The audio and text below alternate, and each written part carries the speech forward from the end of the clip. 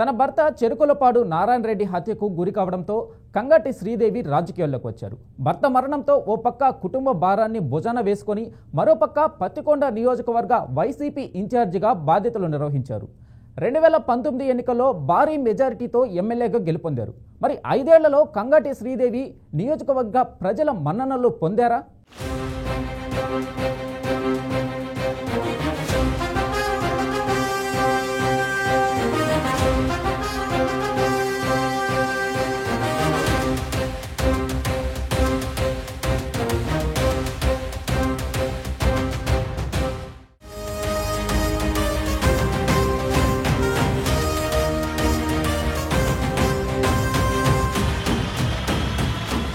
పత్తికొండలో ఒకప్పుడు పౌరుషాలు పంతాలు ఎక్కువగా ఉండేవి. ఈ నేపథ్యంలో కక్షలు కార్పణ్యాలతో ఫ్యాక్షన్ జడలు విప్పేది. అది గతం. ప్రస్తుతం కాలం మారింది. కాలం గడిచే కొద్దీ ఫ్యాక్షన్ జాడలు మాసిపోతున్నాయనే చెప్పవచ్చు.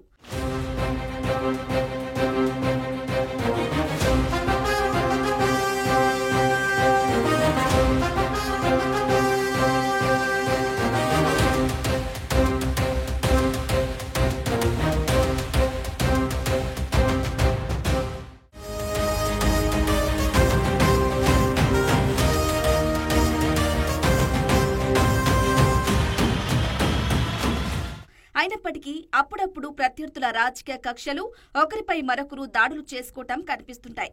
ఈ క్రమంలో 2017 మే 21న వైఎస్సార్ కాంగ్రెస్ పార్టీ పత్తికొండ నియోజకవర్గ సమన్వయకర్తగా పనిచేస్తున్న చెరుకులపాడు నారాయణ రెడ్డి దారుణ హత్యకు గురయ్యారు.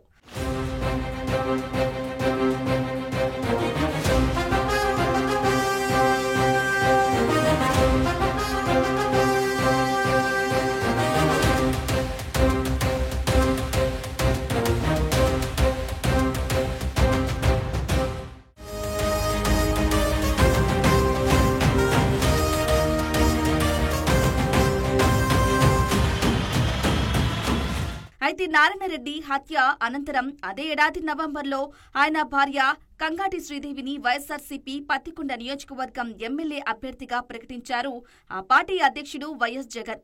ఈ నేపథ్యంలో 2019లో జరిగిన అసెంబ్లీ ఎన్నికల్లో టీడీపీ అభ్యర్థి కేఈ శ్యాంబాబుపై కంగాటి శ్రీదేవి భారీ మెజార్టీతో విజయం సాధించి తొలిసారి అసెంబ్లీలో అడుగుపెట్టారు. తన భర్త హత్య నేపథ్యంలో పార్టీలకు అతీతంగా నియోజకవర్గంలో శ్రీదేవిపై సానుభూతి పెరిగింది. దీంతో 2019 ఎన్నికల్లో శ్రీదేవి భారీ మెజార్టీతో గెలుపొందారనే టాక్ ఉంది.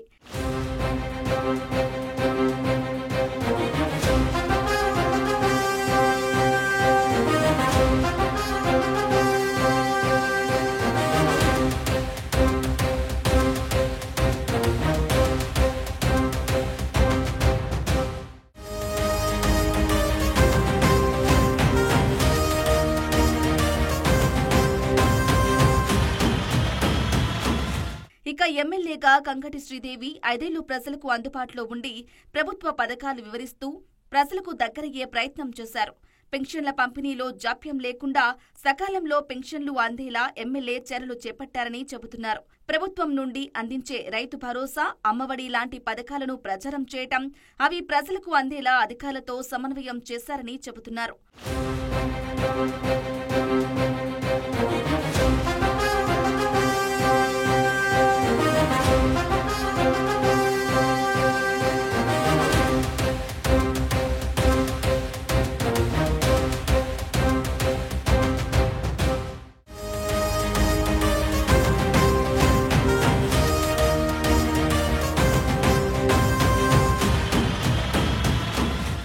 అంతేకాకుండా తన భర్త మరణం తరువాత కుటుంబ భారాన్ని భుజాన వేసుకోవటంతో పాటు ఆయన ఆశయ సాధనకు కృషి చేశారని నియోజకవర్గంలో టాక్ వినిపిస్తోంది.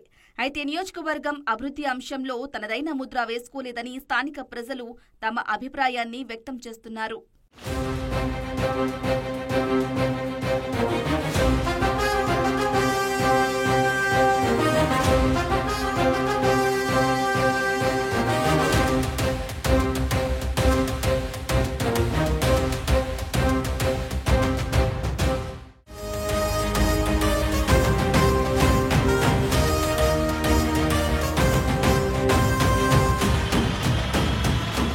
ఎమ్మెల్యేగా కంగటి శ్రీదేవి పత్తికొండ నియోజకవర్గంలో ఎలాంటి అభివృద్ధి కార్యక్రమాలు చేపట్టలేదా?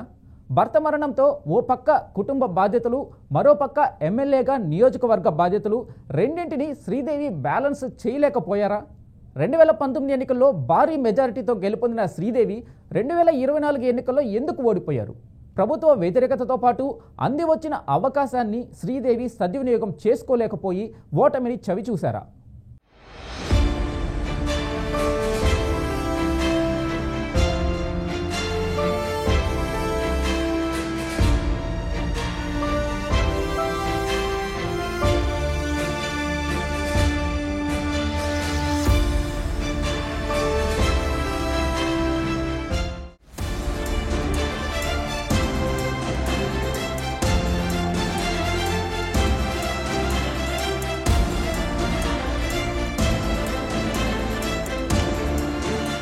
భర్త హత్యతో కంగంటి శ్రీదేవి రాజకీయాల్లోకి వచ్చారు.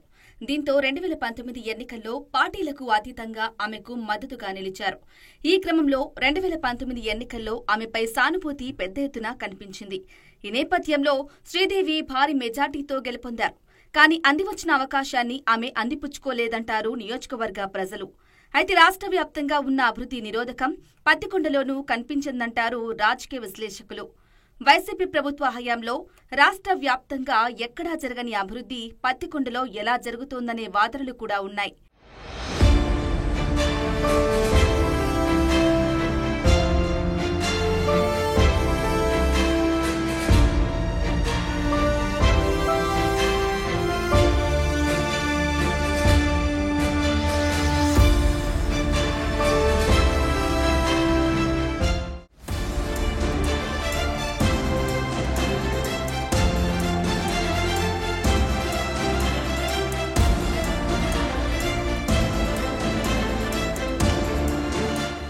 అయితే ఎమ్మెల్యేగా కంగటి శ్రీదేవి 5 ఏళ్లు ప్రజలకు అందుబాటులో ఉండే ప్రయత్నం చేసినప్పటికీ ప్రజలకు కానీ నియోజకవర్గానికి కానీ ఎలాంటి ప్రయోజనాలు చేకూరలేదంటారు.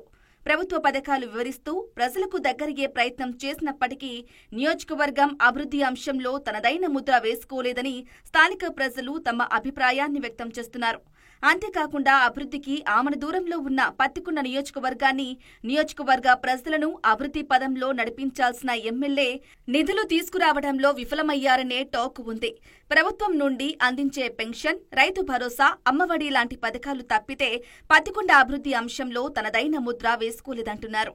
అయితే తన వద్దకు వచ్చిన వారిని పలకరించి ఆదరించినప్పటికీ సామాన్యుల అవసరాలను మాత్రం ఆమె తీర్చలేదనే టాక్ నియోజకవర్గంలో ఉంది.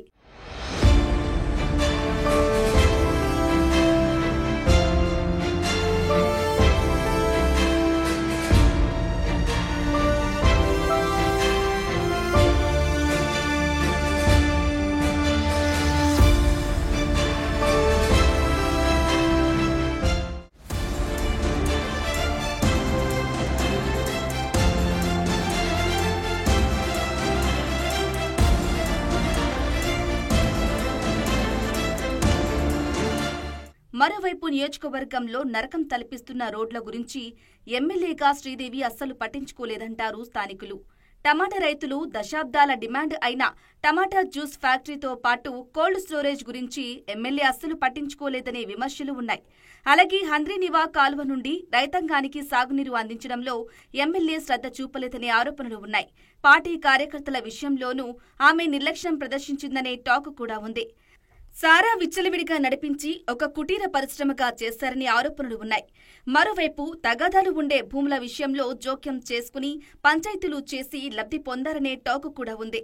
అలాగే అనుచరుల కబ్జాలు, ఆగడాలను నిర్వహించలేదని చెబుతారు.